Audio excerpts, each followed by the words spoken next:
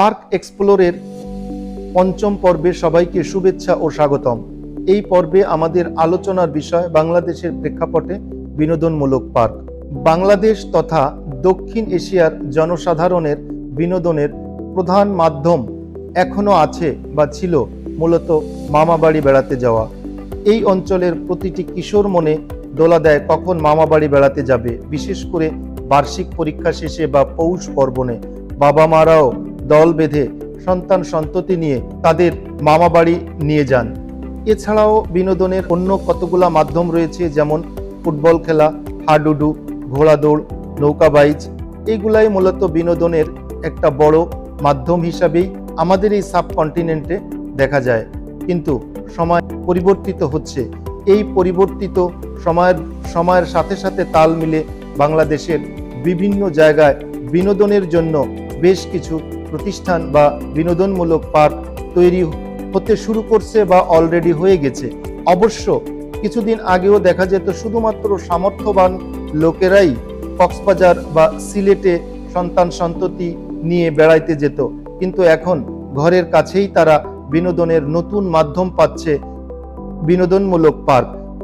অতএব আমরা এখন দেখব যে এই বিনোদনমূলক পার্ক বাংলাদেশে কিভাবে বা কতদিন আগে থেকে আবির্ভাব শুরু হয়। 1979 সালে ঢাকার প্রাণকেন্দ্র শাহবাগে সরকারি উদ্যোগে 15 একর জমির উপরে প্রথম গড়ে ওঠে শিশু পার্ক, যে পার্কটি ঢাকা শিশু পার্ক নামেও পরিচিত। মূলত এটি শিশু পার্ক হলেও বড়দের বিনোদনেরও একটি প্রধান মাধ্যম হিসাবে ধীরে ধীরে জনপ্রিয় হয়ে ওঠে।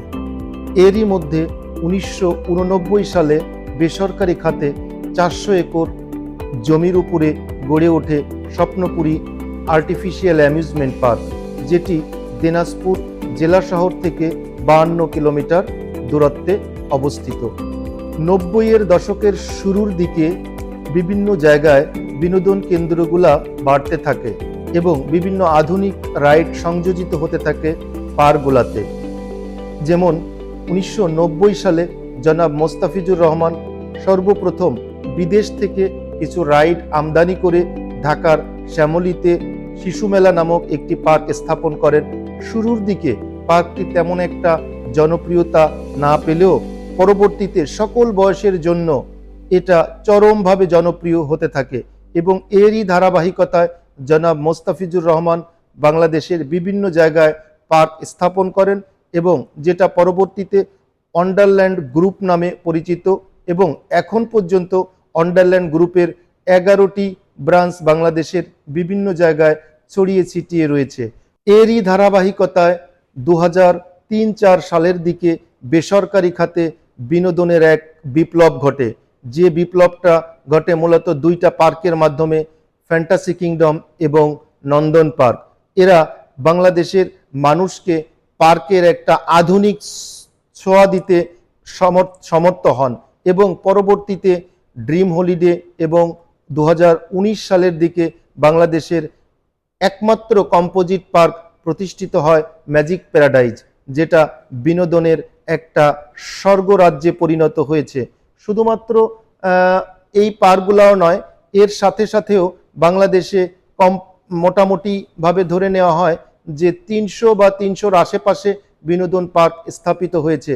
এবং শুধুমাত্র নর্মাল বিনোদন পার্ক নয়, রিসেন্টলি মার্কেটে এসেছে আমাদের এশিয়া মহাদেশের ভিতরে তৃতীয় বৃহৎ এবং সর্বাধুনিক পার্ক মানাবে, যেটা শুধুমাত্র ওয়াটার পার্ক হলেও আন্তর্জাতিক বিনোদনের ক্ষেত্রে বিশেষ ভূমিকা রাখছে। সময়ের পরিবর্তনের সাথে সাথে মানুষের রুচিরও পরিবর্তন হয়ে থাকে। এটা বেশি লক্ষ্য করা যাচ্ছে বিনোদন সেক্টরে। একটা সময় আমরা মামার বাড়ি যে বিনোদনটা করতাম, এখন আসলে মূলত এই বিনোদনটা ধীরে ধীরে চলে আসছে বিনোদন পার্কগুলাতে। বাংলাদেশের পার্কগুলাই হোক বিনোদনের অন্যতম মাধ্যম।